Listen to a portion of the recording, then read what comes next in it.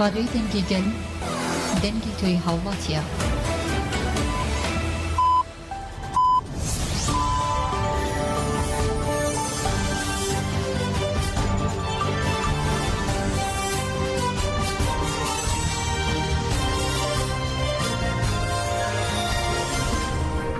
سڵاوتان لەبێ بەڕێزان. پارێزگاری سلێمانی دەڵێت ئێستا لە دۆخێکی هەستیار و گرنگ داین ئاماژەی بۆ شکووە خراپبوونی باری دارایی هاوڵاتیان نەهامەتی دێنێتەکایەوە. دکتۆرە ڤاڵە بووبەکر پارێزگاری سلێمانی لە میانی بەشداریکردنی لە بەرنامەی گفتوگۆ ڕووداوەکانی ڕادیۆی دەنگی گەلدا ڕایگەاندووە ئێمە ئێستا لە دۆخێکی هەستیار و گرنگ داین، مرۆڤایەتی تووشی جەنگێکی جیانی گەورە بۆ تۆ وڵاتەکەی ئێمەشی گرتوتەوە. دەڵێ ئومێد دەکەین بە ئیرادەیەکی هاوبەش نێوانی خۆمان و ڕیزەکانمان چاک بکەین و ماڵی خۆمان ڕێک بخەینەوە، نەبین بە بەشێک لەو ململانێ و ئەجەندانەی کە لە ناوچەکە و گیاندا دەگوزێرە و سەقامگیری بەرپا بکەین و خراپبوونی باری دارایی هاوڵاتیان نەهامەتی دێنێتەکایەوە. جژم بکەین بە دەرفەتی ئاشتی و ئاشتەوایی ڕێخستنەوەی ناوماڵی کورد. جیهان ئێستا بە قۆناغی جەنگێکی جیهانی ڕانەگەێنراوە تێپەڕێ کە لە ئۆکرانیا دەستی پێکردووە چۆتە غەزە و سووریا لە بەردرگای ماڵی عێراق و کوردستانەیە. پێویستمان بەوەیە لە ناو خۆمانایەک بین و تێکەڵی ئەجێندا و بەرنامە ناوچەیونی و دەوڵەتیەکان نەبین بۆی بە ئاگری ئەم شەڕە نەسووتین و وڵاتەکەمان نەبێ بە مەیدانی جەنگ و خەڵکی وڵاتەکەمان نەبێ بە سوتەمەنی و سوتماکی ئەم شەڕە. بۆیە داوام لە هەموو لایە کردووە کە بەگیانی لێبوردەیی و قوبوڵکردنی یەکتری بەرنامەیەکی نیشتیمانی بە کارنامەیەکی نیشتیمانی لەسەر بنەمای بەرژەوەندە باڵەکانی خەڵک، استراتیژی نیشتیمانی و ئاسایشی نیشتیمانی دابڕێژن بۆی بتوانین ئەم قۆناغا سەرکەوتوانە تێ. ئەمە کێشەیەک بوو 10 ساڵ زیاتری خایاند 2014 بۆ ئێستا درێژەی هەبووە، وای کرد کە هەموو توانە ئابوووریەکان لە هەرێمی کوردستانە پەک بخە و دابەشی بکە، دیسانەوە دەسەڵاتدارێتی لەسەر بنەمای هێز و داهات بە جۆرێ لێ بکا کە بێ بە هەڕەشە بۆ قەواری هەرێمی کوردستان و مەترسی جابوونەوەی کانتۆنەکانی لێ بکەوێتەوە و بە ئاسانی بەرپرسیارەتی دارایی لە نێوان حکومەتی ئیتیحادی و حکومەتی هەرێم و لایەنە دەسەڵاتدارەکانە هەڵنەگیرێ. بەڵام سوپاس بۆ خوا بۆ پشتیوانی هەموو و لایەنانی لە دەرەوە و لە ناوە هاوکار و هەماهەنگ بوون توانرا بگەنە ڕێکەوتنێکی وا کە بارودۆخی دارایی بەلایەنی کەمەوە بۆ ئێستا وەکو باەکی پێشباران لەم مانگەیە گۆڕانکاریکی بەسەرا بێ. باشبوونی دارایی هاوڵاتی تاکە کەس کاریگەری لەسەر سیستەمی دارایی گشتی و بازار و بژانەوەی ئابووری و کایی گشتیە بێ.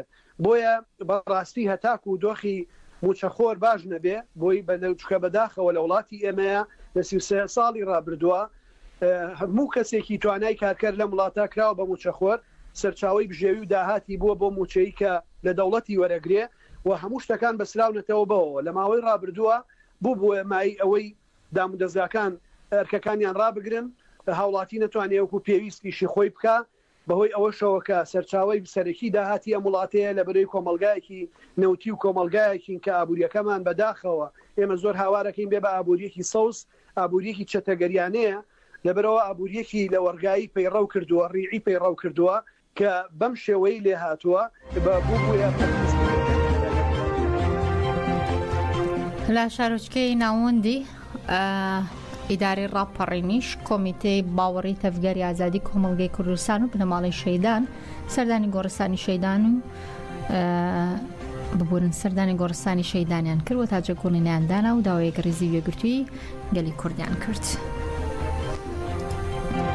ڕووین لە تەواوی ناوچەکەەوە لە باشووری کوردستان بە تایبەتی لەلایەک دەوڵەتی داگیرکەری تورک بەردەوامە لە هەڕەشە و هێرش و داگیرکاری و تیرۆری ئازادی خوازانی کورد لە هەموو شوێنێکی ئەم جیهانە لەلایەک بەهۆی دەسەڵاتی گەندەڵ و وابەستە بە داگیرکەران باشووری کوردستان دەبینین لە دۆخێکی ژیانی سەخت و ناهەمواردایە.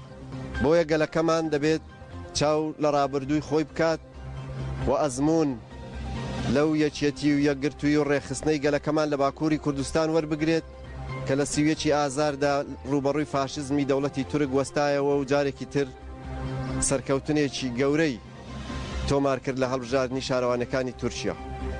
ئەوەی نیشاندا کە ئیرادەی گەلی کورد ئەگەر یەکگرتوو بێت ئەگەر پشت بەخۆی ببەستێت دەتوانێت بەسەر هەموو ئەو تەحەدیانەدا سەرکەوێت کە ڕوبەڕووی دەبنەوە.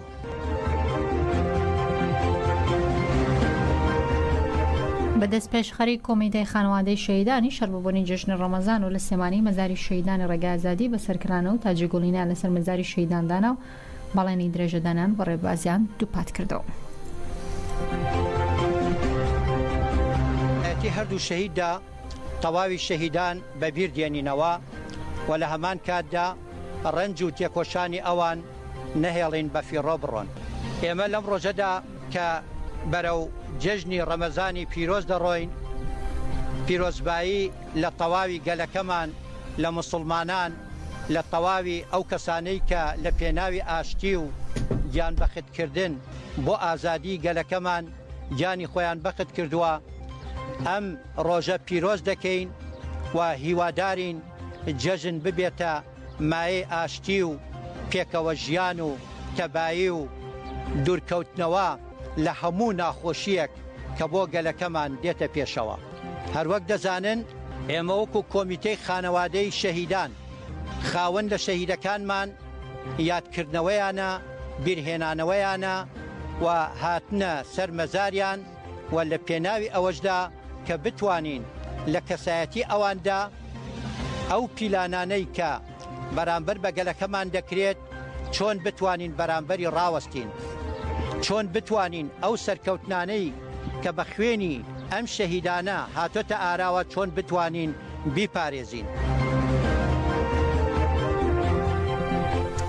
لەگەڵتان بەردەوام دەبین کەنەکە بەبوونی جشنی ڕەمەزانەوە بە هەمان شۆ لە پامێکدا وێڕای پیرۆزبایی هیوای خواستۆ کە جشنی ڕەمەزان بۆ کوردستان و موجیان ببێتە مای ئاشتی و ئازادی و دەڵێ دۆخێکی ئاڵۆس لارادە چونکە هێرشی داگیرکاری وارەشەی دوژمنان بەسەر باشوور ڕۆژاوی کوردستان ڕوو لە زیادبوون کردووە.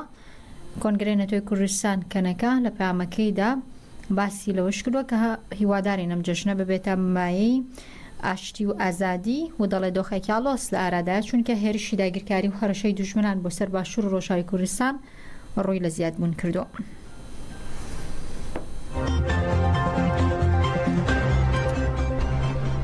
هاوڵاتیانی شاری کۆبانێش لە یەکەم ڕۆژی جشنی ڕەمەزاندا سەردانی گڵکۆی شەهیدانیان کردو و یادیان کردەوە.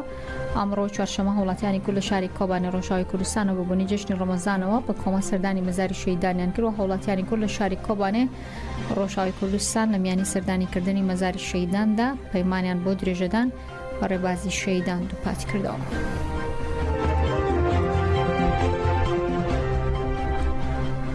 کۆنمەدیش هەر بە بۆنەی جشنی ڕەمەزانەوانە وەڕای پیرۆزباییکردن لە موسڵمانانی گیان و ڕێبەر ئۆجۆلان باسییان لەم کڕۆ کە ئامانجی سەرەکی تێکۆشانیان لە جێژندا ڕزگاربوونە لە دەستدرێژی و زێهنەتی کۆیلایەتی و باسییان لەوە کردووە کە لە ڕاگەیەنراوەکی کۆنمەتدا تیشخراوتە سەر تێکۆشانی سەدان ساڵی گەلی کوردی و شەڕی تابێت و قڕکردنی سیاسی و کللتوری کۆمەڵاتی و ئابووری و داگیرکەران لەسەر گەلی کووردا هەروەها ڕایانگەاندووە کە یەک لەو ڕێبازانی داگیرکاری بەکارهێنانی ئاینە دژی کورد ئەم ڕێکارانەش تاو پێچوانەی ئاینی ئیسلامە کە ئیسلام پێی لەسەر یەکسانی دادەگرێت بۆ وەڵگرتنی سەم و نکۆڵی سەر گەلەکەمان پێویستە سەرەتا ئازادی جوستەی ڕێبەرایەتی و ستاتوی گەلەکەمان مسۆگەرکەین و پاشان بە یەکێتی و ڕێخستن و مەزنکردنی تێکۆشان دۆزی ئازادی گەلەکەمان بێتە دی بۆ جەختی کردوێتەوە کە گەلی کورد ساڵانێکە بە پێشەنگاتی ڕێبەر هەبڵاو جران بۆ بوونی مرۆڤاتی تێدەکۆشی ئامانجی سەرەکی شمانەوەی جەژن لە دەستدرێژی و زێهنەتی کۆیلاتی ڕزگارکرد ماتای ڕاستەقینی جەژن دەرخین بگەینە جەوهەری جەژن.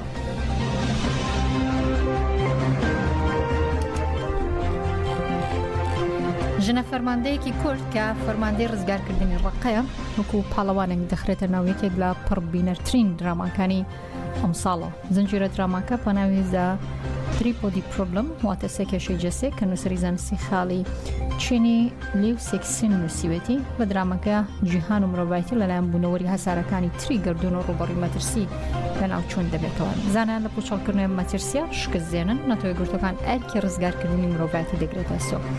هەر بۆ مەبەستە سکرتەری نەتۆی گرتوەکان سێ پاڵەوان هەڵدەبژێرێت بۆ ڕزگارکردنی مرۆڤایەتی. یەکەم پاڵەوان پرۆفیسۆرێکی چینیە کە پسپۆرە لە مێژووی جەنگەکەدا، دووەم پاڵەوان ژنە شەرمانێکی کوردە بە ناوی لەیلا ئاریچ کە فەرماندەی شەڕی ڕزگارکردنی ڕقی پایتەختی داعش بووە، سێم پاڵەوانیش زانایکی بەریتانیا کە پسپۆرە لە بواری فیزیادا. دوو پاڵەوانە بیانەکە پیاو بوون و کوردەکە ژنە شەڕوانێکە کە مەش ماناو مەغزای هەم کۆڵ و هەم سمبولێکی هەیە. لە دراماکەدا سکرتێری UN ئەوە پاڵەوانە کوردەکە پێشکەش دەکا. خانمی ئاریچ لە جەنگی دژی داعش لە ڕەقە ناوبانگی دەرکردووە و ئەزمونێکی ناوازەی لە برنەوەی جەنگی ناهاوسەنگیدا هەیە. گرنگتر لەوە لەیلا ئارینج بە جلوبەرگی گەریلا دەچێتە سەرسەکۆی و ئێن و لە فلیمەکەدا ڕۆڵ دەبینێ. نووسەر لەسەر زاری دوو کارکتەری دیکەی ناودراماکە زیاتر ئەم پاڵەوانە کوردەمان پێدەناسێنێت کە ئەرکی ڕزگارکردنی مرۆڤایەتی خراوەتە سەرشان. کارکتەرێکیان دەڵێ ئەو ژنە ژەنەراڵە خاوەن ئەزمونێکی گەورەی جەنگە، ئەوی دیکەشان دەڵێ ژنە پاڵەوانێکی کوردە. بابزانێکین کە ئەو ژنە پاڵەوانە کوردەکیە. ئەگەر هەموو شتێکی ناو فیلمە خیاڵی زانستی خیاڵ بێ، پاڵەوانە کوردەکەی ناودراماکە خیاڵ نییە، بەڵکو کارکتەرێکی واقعیە. پاڵەوانەکە ڕۆژدا فەلاتە، تەمەنی 44 ساڵە، کچی قامیشلێ و ئادابی عەرەبی لە زانکۆی حەسەکە خوێندووە، یەکێکە لەو یەکەمین ژنانی کە لە سەرەتای شۆڕشی ڕۆژاوا و پەیوەندی بە کینەکانی پاراستنی گەلیەپەکەەوە کردووە. بۆ یەکەم جار لە 12 ببورن لە ساڵی 2012 بۆ 2013دا لە شەڕ ڕزگاری حەسەکەدا بەشداری کردووە و لە جەنگی کۆبانێ لە بەردەم مشتەنور لە بەرەی مشتەنور بەشدار بووە. بەرپرسێوێکی نێبووە کە ئاریمیرکانی ئەفسانەی خۆی بە چەندکی داعش دەخاندەوە. لە جەنگەکانی ڕزگاری شەدادی تەلحەمیس و گرەسپی منبەج و تەبقەدا ڕۆڵی کاریگەری هەبووە. ڕۆژدا لە جەنگی ڕزگاری ڕەقەدا دەبێتە فەرماندەی 15,000 شەڕوان و بە فەرماندەی ئەو پایتەختی تاریخی و مۆڵگەی دڕندەترین کە ئەینی ئەم سەردەمەکە ڕەقە بوو ڕزگار کرا. بە ڕۆڵی قارەمانانە و مەزن و سەرکەوتی ڕۆژدا لە ڕزگاری ڕقەی پایتەختی خلافەتی داعشدا بووە، جێگەی سەرسامی چاودێران لە سەرتاپای ژیاندا. لە فیلمی دۆکومنتاری من شۆڕشم کەی دەرهێنەری ئیتاڵی بیدیتیا ئاردیتەرە چرۆکی سێ ژنە دەگەڕێتەوە کە لە سێ وڵاتە ڕۆڵی فەرماندەی دەبینن. یەکێک لەو سێ ژنانە ڕۆژدایە کە لە فلیمەکەدا بە پۆشاکی کینەکانی پاراستنی ژن دەردەکەن. لە درامای سێکێشەکانی جەسەشدا ئەکتەری ئەمریکی بەڕێگەزی سووری سالام مۆرفی ڕۆڵی لەیلا ئارینج دەبینێت. درامەکە لە نەتفلیکس پەخش دەکرێت و تا ئێستا ڕێکۆردی شکاندووە لە بینیندا.